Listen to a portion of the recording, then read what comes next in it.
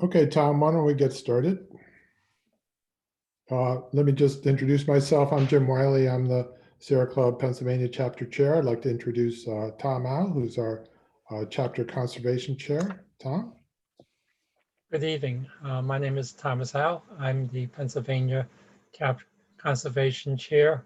And tonight we'll be presenting some talks about the Delaware Water Gap National Recreation Area and the prospect of turning it into a national park. With us tonight are Don Miles, who's the Vice Chair of the Pennsylvania Chapter. And Don has extensive experience hiking and recreating in the Delaware Water Gap area.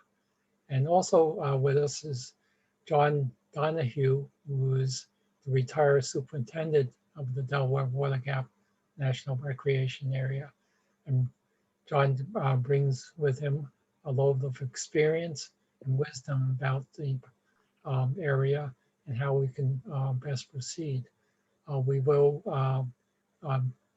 be talking about different paths forward, and we will also talk to you about the Sierra Club's involvement in national parks. And I'll start there. Sierra Club was really founded to protect a national park, that is the Yosemite National Park. There were various proposals to reduce the size of Yosemite, and John Muir was instrumental in being back those proposals.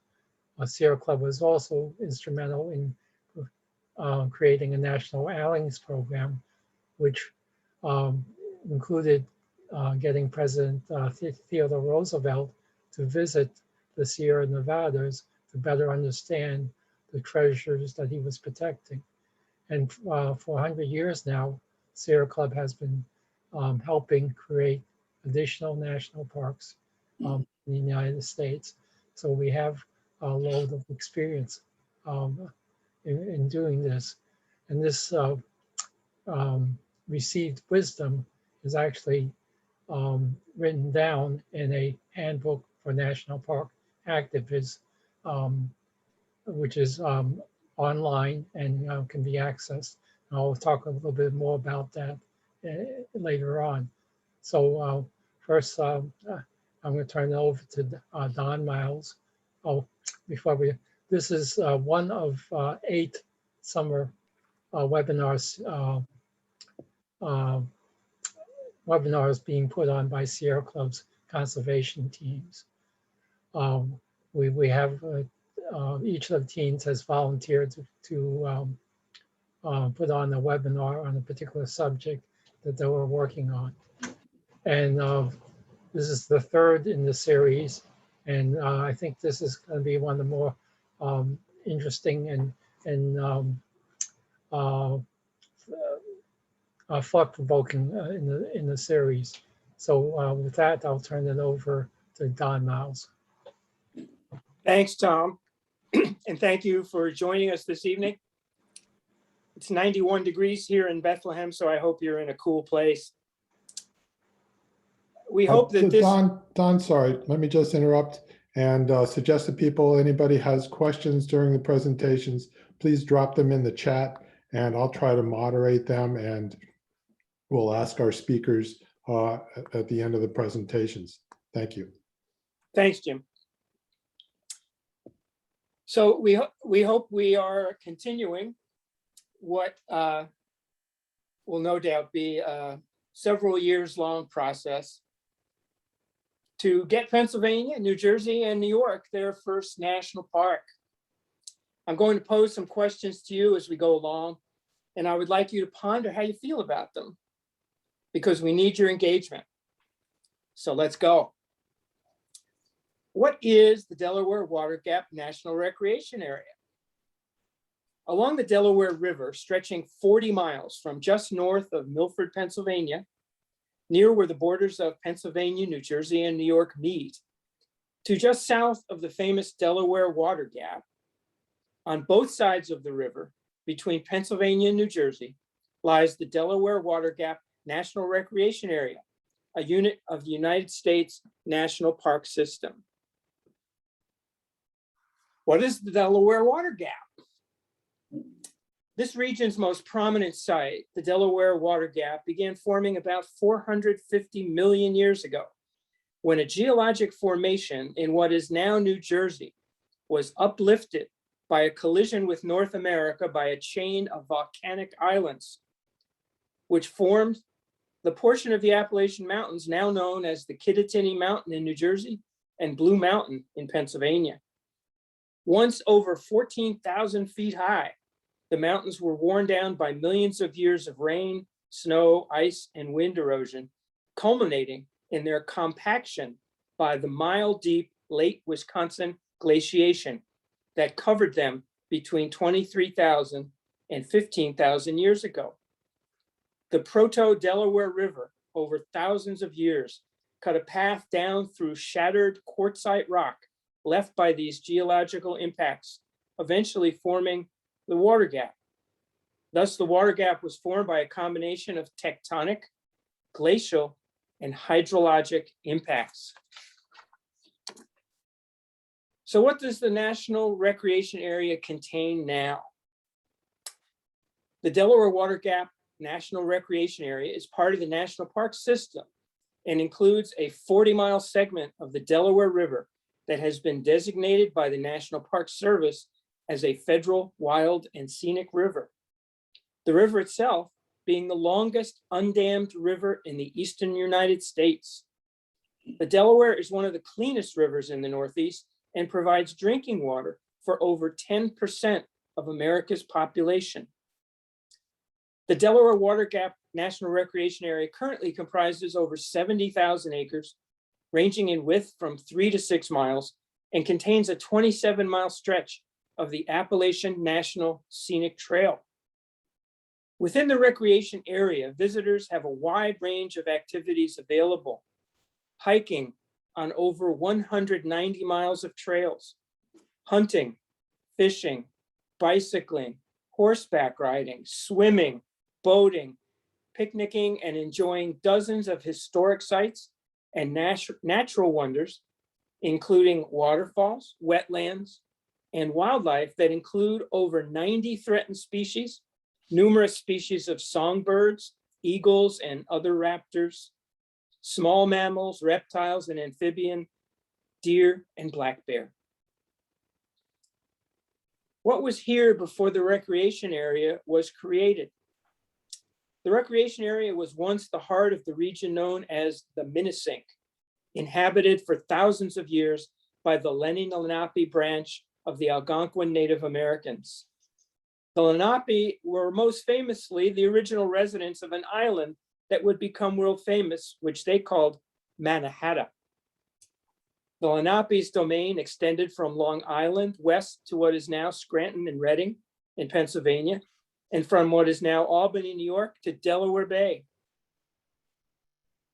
In what is now the recreation area, the Lenni-Lenape women farmed maize, squash, and beans using the slash and burn method. The men hunted deer, bear, fox, and beaver. At the time of European contact, there were at least 5,000 Lenape living in more than a dozen villages in the area that is now part of the recreation area. And there are many Lenape archaeological sites there. The first European settlers to the area came in the early 1700s and were Dutch and Huguenot farmers from New York's Hudson River Valley. This land remained a sparsely settled agricultural area until the federal Tox Island Dam proposal in 1962, and how that proposal instead turned into the Delaware Water Gap National Recreation Area will be discussed by my friend John Donahue in a moment. During the late 19th and early 20th centuries, resorts near the Delaware Water Gap were popular vacation destinations for Victorian tourists. Today, the Pocono Mountains area, just outside the recreation area, remains a popular vacation destination connected to people from Pennsylvania, New Jersey, and New York by several interstate highways. What are we proposing to change, and what will remain the same with regard to the National Recreation Area? We are not proposing to take anything away that you can now do in the National Recreation Area, including hunting, but to provide the more and wider opportunities for you and your family that a national park can provide. As has been said, the national parks are America's best idea. They provide Americans and tourists from all over the world with the love of this land and of our country that the parks epitomize, and provide memories that generations of families cherish. This recreation area provided my late wife and I and my two sons on family and Boy Scout visits with many such memories. Why should the Delaware Water Gap National Recreation Area receive upgraded status in the national park system? The description I have just provided about the existing national recreation area demonstrates its worthiness as the kind of destination for Americans that is typical of our national parks. John Donahue and I are advocating an enlargement of the area contained in the current national recreation area to become a national park and national preserve, to include over 270,000 existing federal and state preserved natural lands, plus some connecting private lands to be purchased. We are proposing that the Sierra Club and others interested in upgrading the Water Gap National Recreation Area status in the national park system advocate that a portion of the proposed new park be a national park and a portion be a national preserve where hunting will be allowed. This new park and preserve would function as a contiguous landscape linking important ecosystems, watersheds, wildlife corridors, and sites for scenic enjoyment and recreation, including hunting, consistent with the park's natural values. An objection to the upgrade of the recreation area has arisen in the past due to the general exclusion of hunting in national parks, while hunting is currently allowed in the recreation area. However, 6 national parks currently do allow hunting, and another 15 national preserves permit hunting. The National Park Service categorizes a preserve as a protected unit of the national park system where hunting under local regulations is permitted while preserving that area's natural values. Large portions of the 270,000 acres of the new entity we are proposing would be a national preserve where hunting is allowed. In fact, there would be more public acres for hunting than currently exist. A further reason to upgrade the recreation area to a national park and preserve is the funding and other administrative advantages a national park has over a national recreation area in the national park system. And John will shortly discuss that. Why do we need a national park here? I'll just point out now one other reason for an upgrade to the recreation area: the lack of easy national park access confronting the 42 million residents of Pennsylvania, New Jersey, and New York. There is no national park in Pennsylvania, New Jersey, or New York, although each state has its share of national historical sites, national military or battlefield parks, and national recreation areas. Located just 75 miles from New York City and 90 miles from Philadelphia, more than 4 million people now visit the recreation area this year, about the same number as visit Yellowstone or Yosemite national parks annually. The nearest national park to the north of this area is Acadia National Park, 500 miles from the recreation area. The nearest national park to the west is Cuyahoga Valley National Park, 375 miles from the recreation area in Ohio. The nearest national park to the south is Shenandoah National Park, 300 miles from the recreation area. This is an 800-mile gap in national parks in the eastern United States. Indeed, of our 63 national parks, only 8 exist in the area north of Florida and east of Chicago. The Delaware Water Gap National Recreation Area is within a 3-hour drive of almost 60 million people. Surely those 60 million people deserve access to a closer national park that contains the natural, historic, and recreational values that would be embodied in a Delaware River National Park and Preserve. Thank you. Now we'll turn this over to John Donahue, who's the former superintendent of the Delaware Water Gap National Recreation Area. John? Thank you, Tom. Thank you, Don and Jim. Hello, everyone. Thank you for joining us tonight. I am John Donahue, a retired National Park Service superintendent with 38 years in the service. The last 24 of those years, I was a National Park superintendent. In the last 15, I was the superintendent of Delaware Water Gap National Recreation Area. I want to share a little bit with you about my background so that you can assess properly whether you'll find me credible or not. So in addition to being a superintendent, I was an interpreter at Manhattan sites, and I was a gardener at Cape Cod and the gardener at John Muir's home in California. I was a natural resource manager. I was an environmental specialist in the Washington office. I served as a special assistant to the Assistant Secretary for Fish, Wildlife, and Parks. And during my career, I wrote legislation, regulations, and policy. I also represented the National Park Service and the Department of Interior on many different issues. And what I'd like to do now is I'd like to show you some photos of places and people and activities in the park while I talk with you about why we want to make this a national park and preserve. So give me 1 second. Share the screen.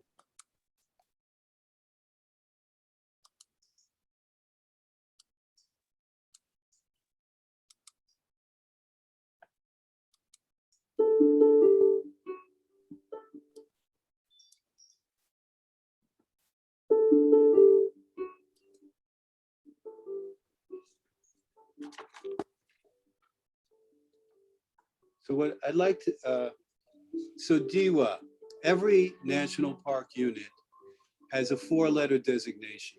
Delaware Water Gap National Recreation Area is known as DEWA. And DEWA is a very special place in numerous ways. It sits in 2 states, Pennsylvania and New Jersey, along their boundary, the Delaware River, with about 35,000 acres in each state. It also sits along the Kittatinny Ridge, an exceptionally important ecoregion for biodiversity and climate adaptation. The park is the northern terminus of many species and the southern terminus of others.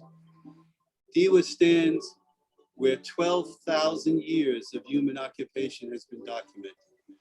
When we built Turtle Beach in New Jersey, we pushed the evidence of human occupation back 2,000 years. DEWA is still the homeland to 3 federally recognized tribes, the Delaware Nation, the Delaware Tribe of Indians, that are both in Oklahoma because they were relocated during the Trail of Tears, and the Stockbridge Munsee in Wisconsin. There are 3 more related tribes in Canada, sometimes referred to collectively as the Lenni and Lenape. They are the first people in this area. They once thrived everywhere from Long Island to the Lehigh River and down to the Delaware Bay.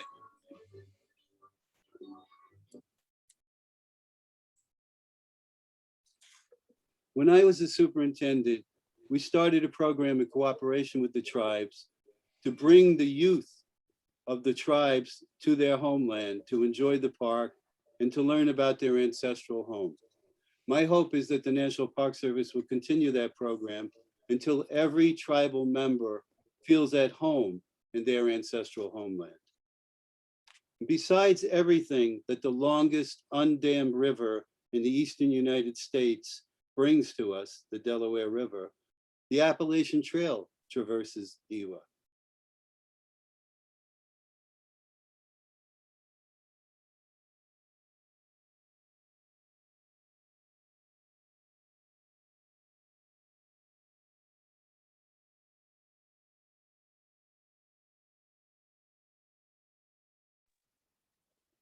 think we lost your audio, John.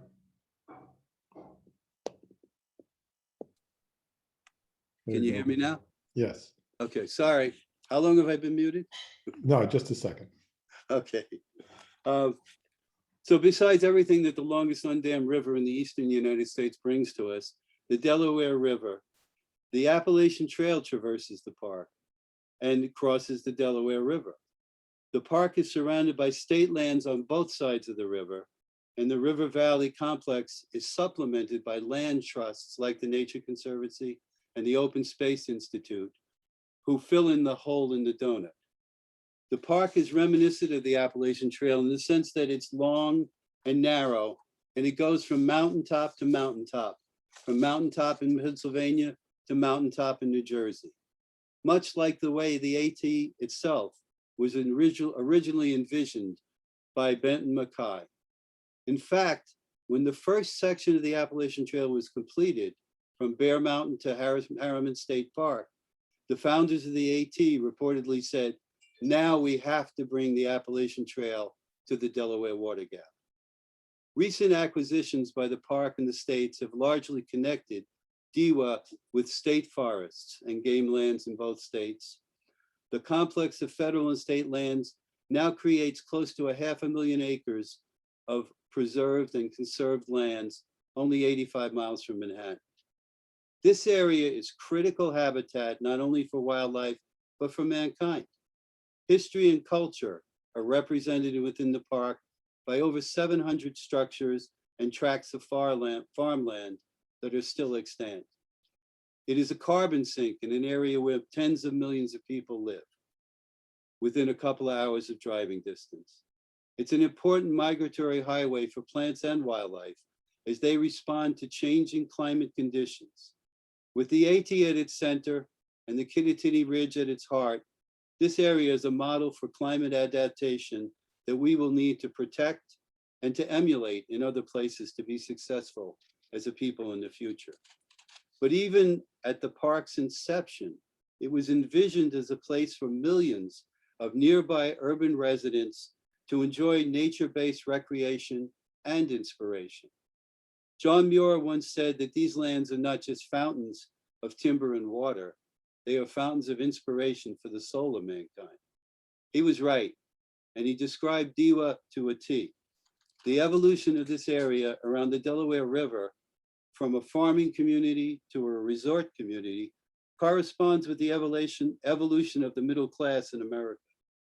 Earlier national parks were really just enjoyed by the wealthy, but DEWA was envisioned by Congress as being for all of those people who now had some wealth.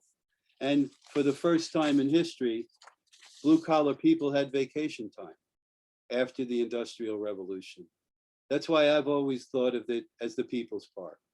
The congressional record speaks directly to the park being created to bring all of those people in the megalopolis an opportunity to enjoy nature. Now, DEWA holds a special place in the history of the modern environmental movement. It is one of only two places where you can draw a direct nexus between the creation of the modern environmental movement and a place. The other place is Santa Barbara, where the oil spill in the 60s caused riots in the street. But DEWA is a place where the local people fought the Army Corps of Engineers to a standstill over the Tox Island Dam. There was no National Environmental Policy Act then. Citizens didn't really have any avenue to effectively stop bad government projects. However, a housewife named Nancy Shakaitis led the way all the way to the Supreme Court. Shortly thereafter, environmental legislation giving citizens the right to intervene in government actions like the National Environmental Policy Act, like the Clean Water Act, like the Clean Air Act, became a reality. And an important element at the heart of all this progress was the struggle not to flood the Delaware Valley. And the people won, showing one more reason why DEWA is the People's Park. Today, we are standing on their shoulders in our efforts to increase and enhance this special place in our national heritage. Why do we want to have DEWA redesignated as a national park and preserve? The designation as a national park and preserve will give DEWA stature It will draw in more visitors. It will allow traditional uses like hunting and fishing to continue. Greater economic benefits will go to all the local communities. And those communities are 2 states, 5 counties, and 22 townships that are adjacent to the park. It will lead to a greater funding for the operation of DEWA, which is one of the 8 national park units in the country that contains 60% of all of the infrastructure in the national park system. All the roads, all the bridges, all of the important buildings and infrastructure, 60% is held by 8 parks, and DEWA is one of them. The other 7 parks in that group all have operating appropriations that are twice as much as DEWA's. So let's face it, economic impact of a national park is greater than a national recreation area. How often have you heard people say, I'm going to visit all of the national parks? And how often have you heard people say, I'm going to visit all of the national recreation areas? The cachet of national park is gold for a local community. The national recreation area has provided between $125 million and $150 million in visitor spending for the last decade. Make it a new national park and you're going to see a whole new audience start to come to visit. DEWA was the first national recreation area without a lake. When the Tox Island Dam was stopped, a new version of a national recreation area had to be created. DEWA is not a thin strip of land surrounding a lake created by a dam.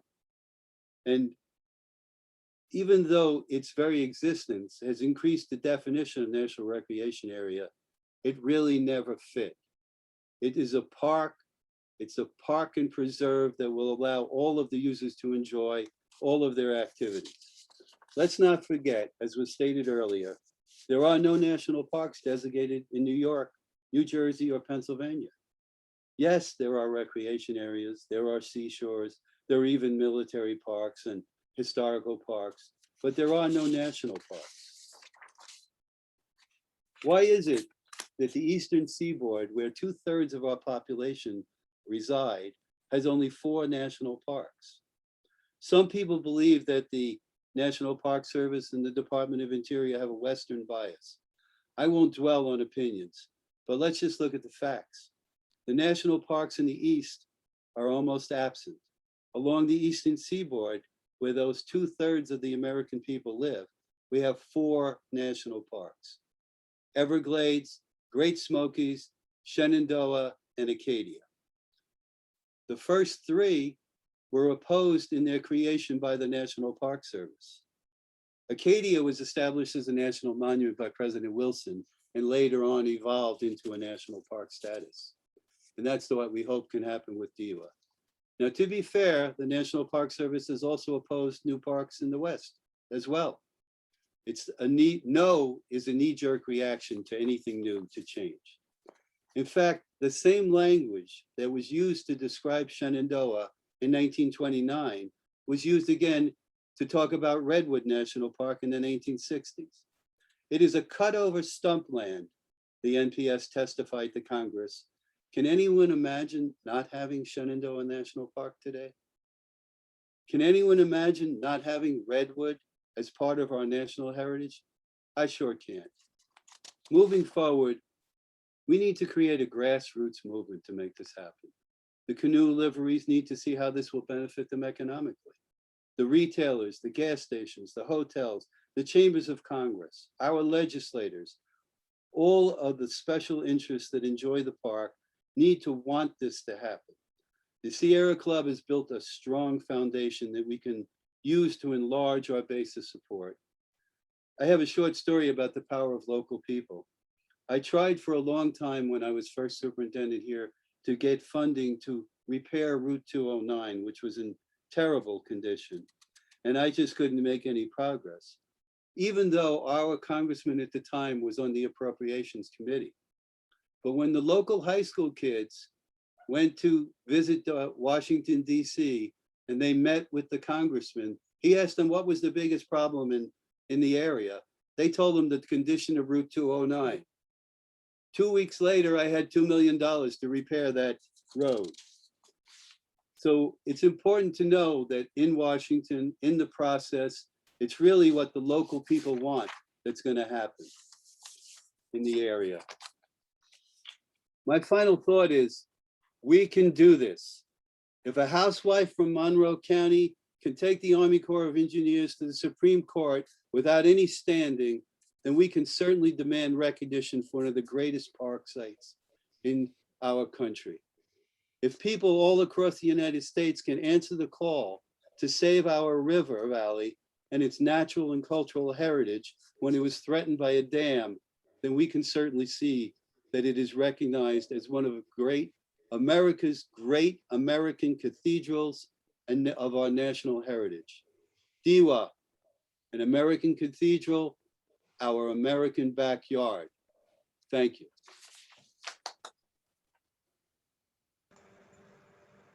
Thank you very much, John. And I see we do have some questions in the chat room. I would like just to share my screen for a second. John, if you would. Yes, I'm trying. All right, there we go. Okay.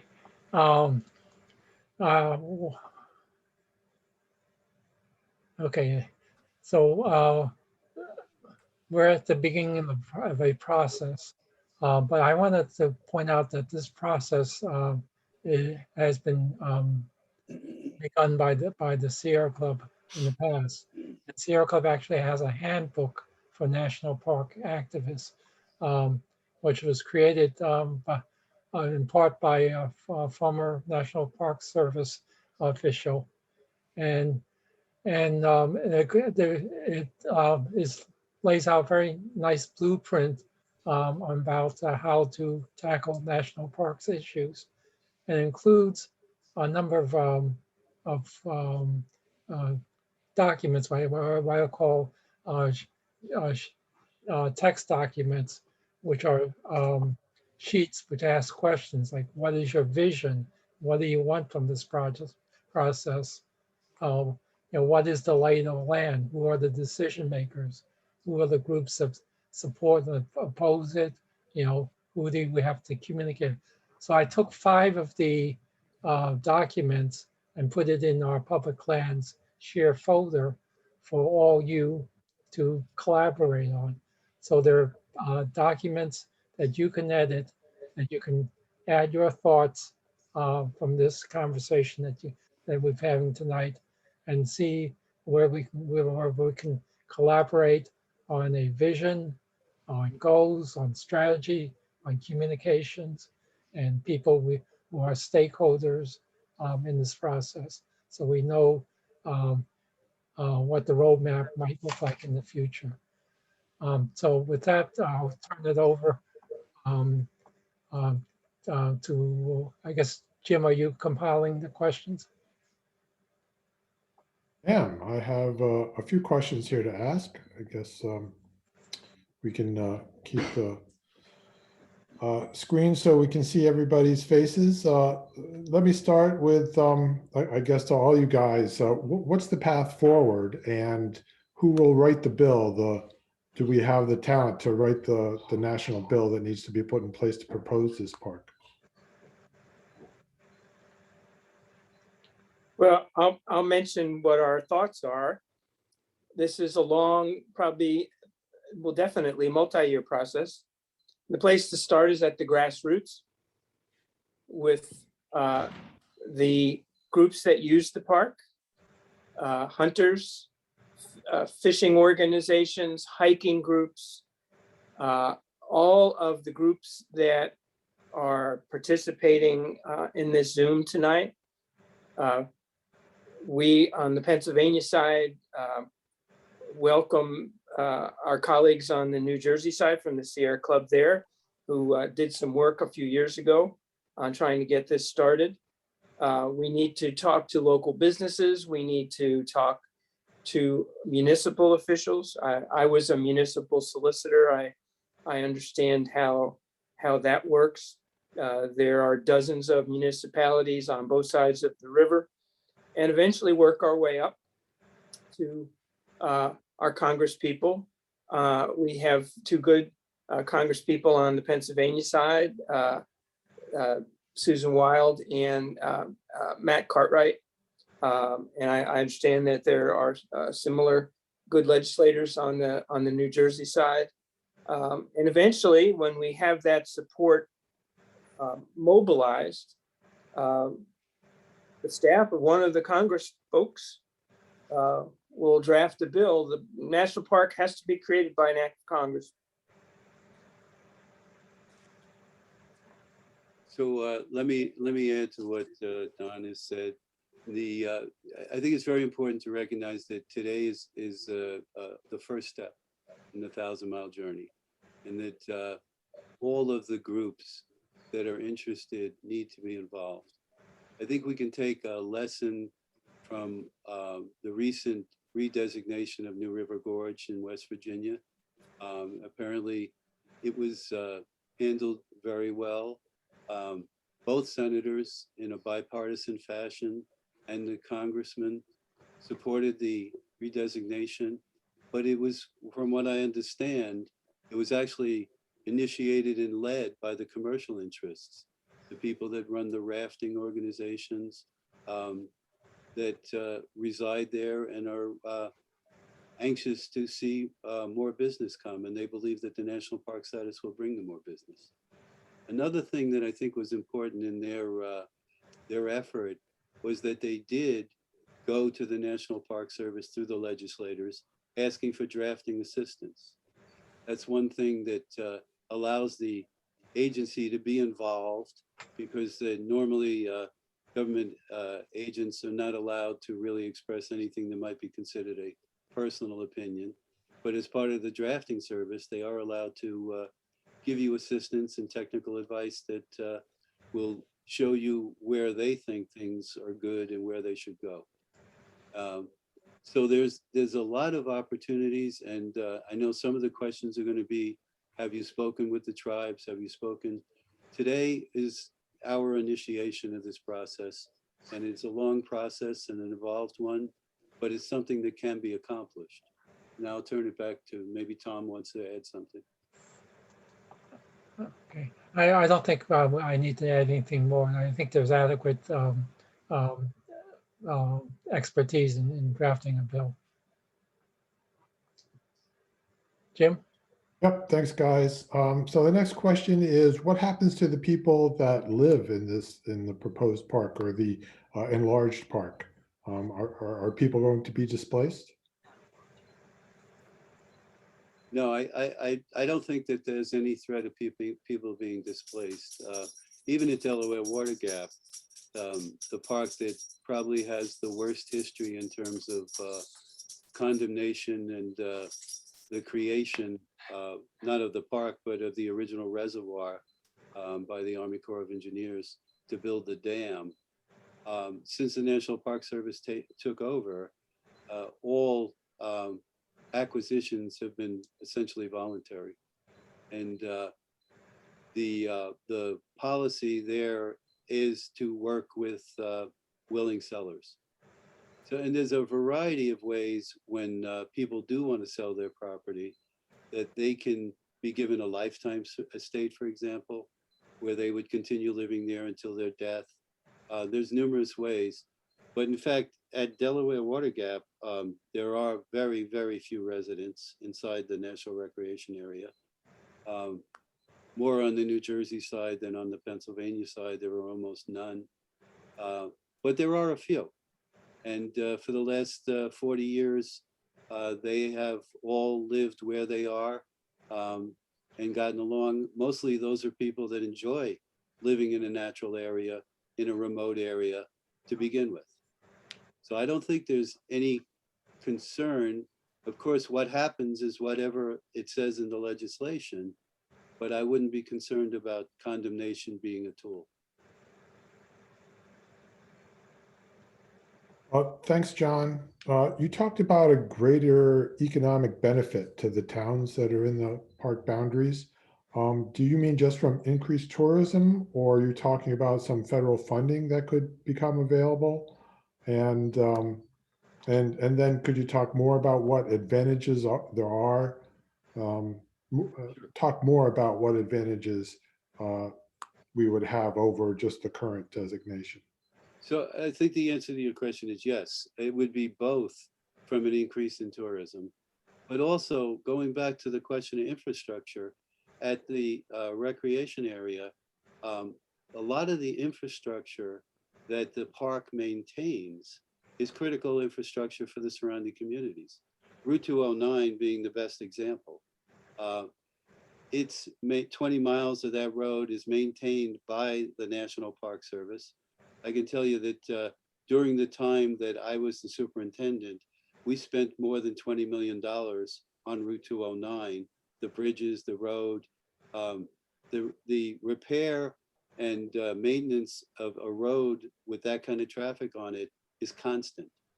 So even though you might think that if there were more houses on that road, there would be more tax revenue, it would never match the costs of maintaining that road.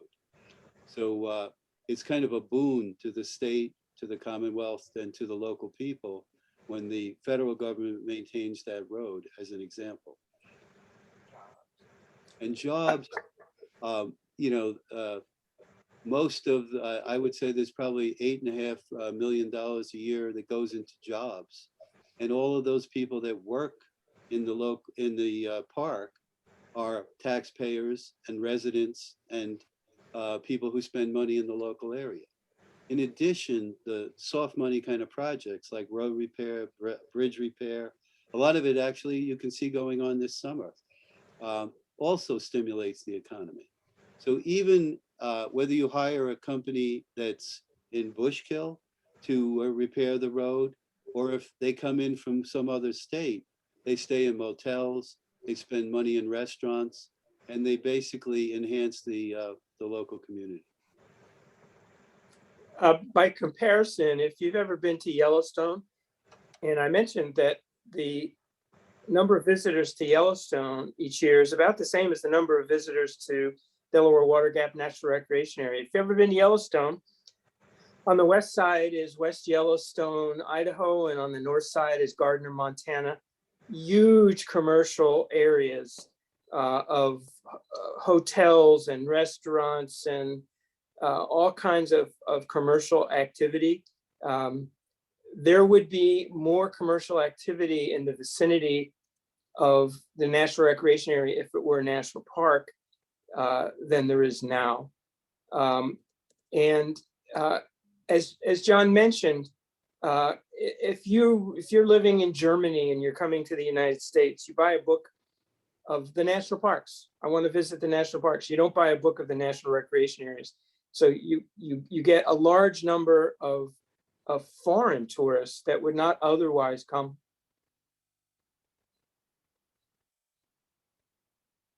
Okay, thanks, guys. The next question is kind of the flip side of this argument.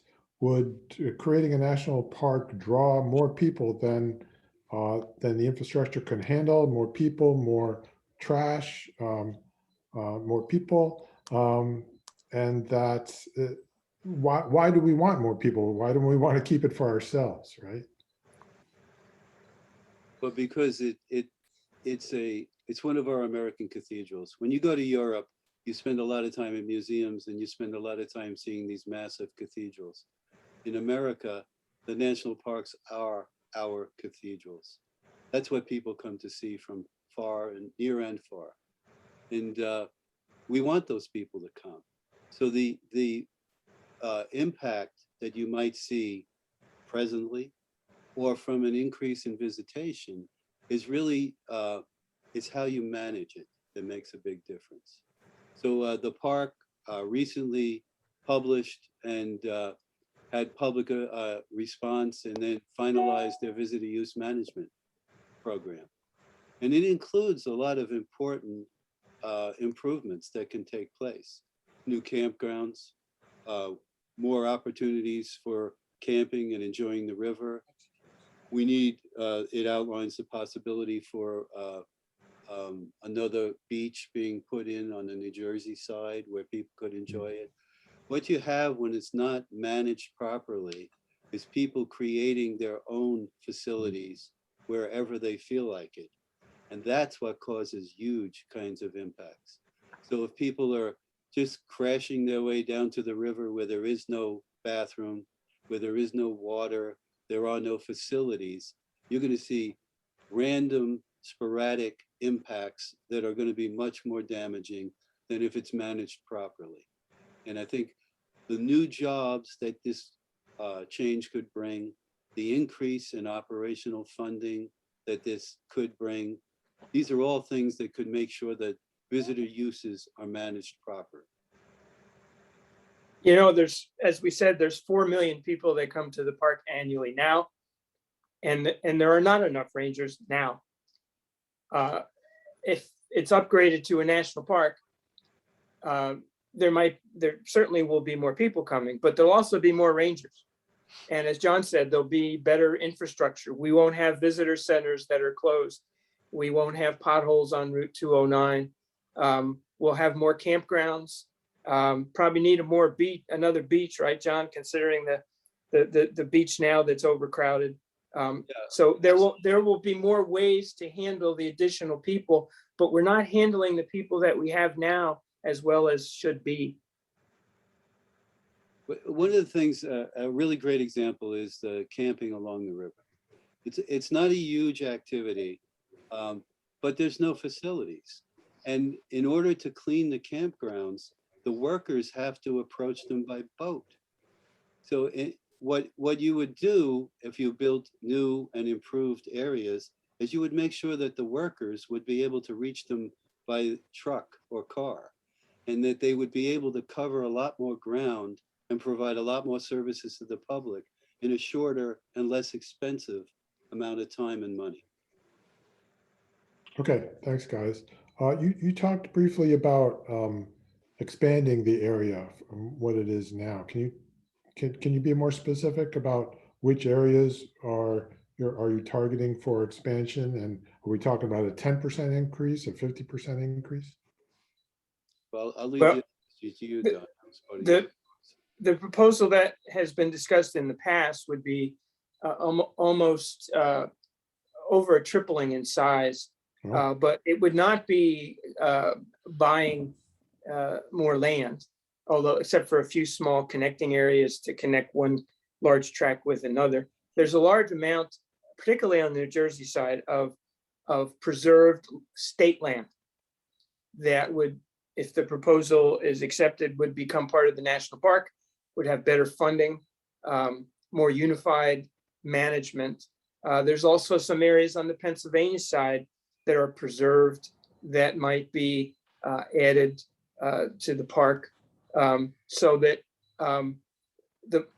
the 70,000 acres now would be triple or more than the acres that exist at the present time. And as I mentioned, many of those additional acres would be areas where hunting is allowed now, and particularly on the New Jersey side, and where hunting would be allowed as part of the national preserve. It would be unified management and more money. And let's not lose sight of the importance of protecting the flora and fauna in the existing lands already. I mean, we're very fortunate around here to have a huge amount of state lands protected, parks, game lands, etc., on both sides of the river. And the both state agencies should get a lot of credit for what they have done. On the Pennsylvania side, there's about 200,000 acres of land that is essentially contiguous. You know, the Delaware State Forest runs from way down in Monroe County. You could pretty much walk all the way up to the top of Pike County without ever leaving state protected lands. So there's a lot of land out there, and we're very fortunate that it's been protected for so long.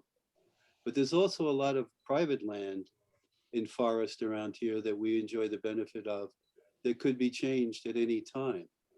One of the things that really encouraged me to make connectivity of these lands an important aspect of my work was the fact that there was proposed a 5,000 unit development in Lehman Township that was a model for how other developers could do the same thing. As it turned out, in the end, the economy didn't support it, but they were looking at old, tired resorts and purchasing them as the center of a new housing development. Now, those resorts have a lot of benefits. They have a clubhouse, they usually have a lake, but they also have, approved water treatment systems. And when you have an existing water treatment system, you're in a much better position to get a larger and more improved water treatment system. Whereas when you starting with raw land with no, so in any event, I recognized at that time, 10 years, 15 years ago, that the entire border of the park along the State Road 2001 in Pennsylvania was at risk because of the old and no longer economically viable resort areas that were there. They could all function for housing. I'll leave it at that. Yeah, thanks, guys. We had a couple more questions we want to get to. National parks out west have access fees and passes. Is that what you envision for a Delaware Water Gap National Park? Gates and access fees. You should probably, let me start talk about what exists now. At Delaware Water Gap National Recreation Area, there are fee areas. If you go to Milford Beach, if you go to Smithfield Beach, Turtle Beach, any place where the park provides water and bathrooms, there's a fee. It's about $10. The fee doesn't really provide a lot of money because those areas are limited in how many people can be there at any time. And they don't charge fees constantly, but mostly during the high peak times. The reason that they don't provide a lot of money is that when you have fees like that, you spend most of the money on the collection of fees. One of the reasons that I eventually stopped collecting fees on Route 209 was that we would lose money collecting fees. If you have to staff a station 24 hours a day, you're going to spend more money than you're going to collect. Now, the visitor use management plan did have a fee proposed, not an enhancement fee, but a entrance fee. And what it was targeting, and I was a big supporter of this. I wrote about it. I tried to support it with our local congressional delegation. It was not popular, and it was rejected by the National Park Service in the end. But the reality is that we were looking at charging cars that come and park and people that recreate, and not trying to stop every car going down the road. So nowadays, and they are experimenting with this at other places, you could not have people collecting fees. People could use easy passes. There could be stations where you could buy your ticket, but none of this is actually part of the proposal at this moment. So it's not about charging fees. Yep. This proposal would go forward with or without fees. That's something that's determined in an entirely different process. Okay, thanks, John. One more question. Would creating a national park become more of an impediment to expansion of pipelines? And would this, would there be any condemnation of existing pipelines or transmission lines?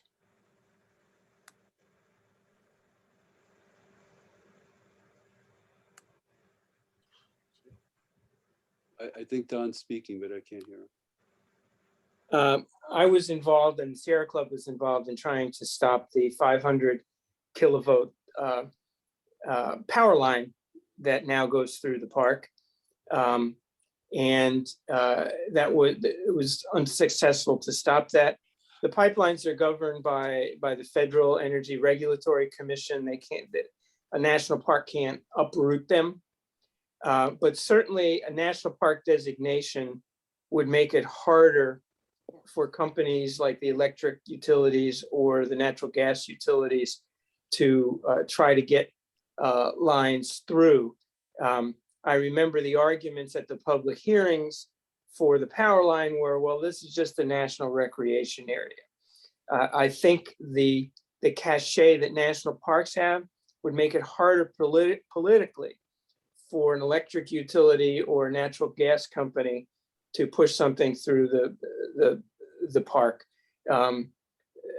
My recollection is there's no power lines in Yellowstone or Yosemite. So let me just speak to that for a moment. The law as it exists gives the Secretary of Interior the authority to authorize pipelines and electric lines, etc., except on tribal lands and within any unit of the national park system. So, for example, when the gas pipeline was proposed that ended up going a little northern outside the park, there was no way for the National Park Service to approve it. It simply was not legal. Only an act of Congress could have created a right-of-way for that gas pipeline. The power line was a different issue because the power companies had a deeded right-of-way going back to the 1920s. And there is still another power line that goes through the park with a deeded right-of-way that is owned by power companies. I think it's the parent company of MedEd that owns that one. So when there's two different situations when a company has a deeded right-of-way and when they don't.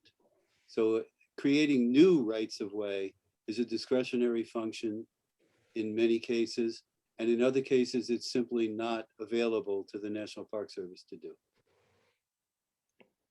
Okay, we're at the top of the hour. Let me invite Tom to finish up here. I'm going to stop the recording, and then we can continue talking as long as our speakers can hold out. We've got a few more questions in the chat that I'd be happy to ask, but that's up to you guys.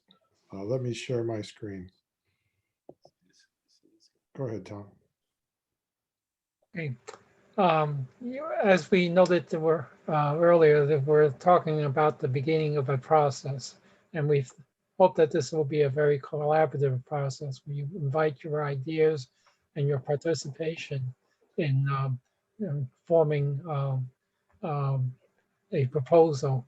We're not locked into any specific proposal, and we're receptive to your input.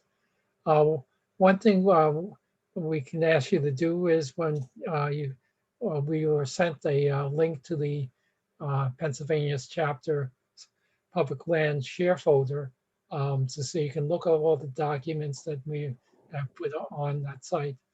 Most important of which is the Handbook for National Park Activists. Now that's also available on the Sierra Club Campfire website, campfire.sierraclub.org. And it's a PDF document, and it's a very useful handbook to get started in this process. We also asked if you're interested to join the public lands conservation team. We'll be having calls every month or two to discuss proposals like this. And if you want to join the chapter's conservation team, you can sign up for the Sierra Club's Grassroots Network. There is a parks, public lands and parks team there as well. So there are many ways to get involved. We have not taken any official positions on any of this, and we're very open to discussion. So if you would like to discuss it more, you can stay on. We'll be happy to talk to you. Thanks, Tom. Let me also put a plug in for people to become active in their groups. You can see the map of the various Pennsylvania groups on the screen there. You can go to our Pennsylvania webpage and look for local groups and find one that's near you and get involved. So I'll be sending out the recording to everybody that registered for this event. And this is the third webinar in this series out of 8. So we've got 5 more coming up in July. I hope you'll consider joining us for one of those. So I'm just going to say thank you and stop the recording.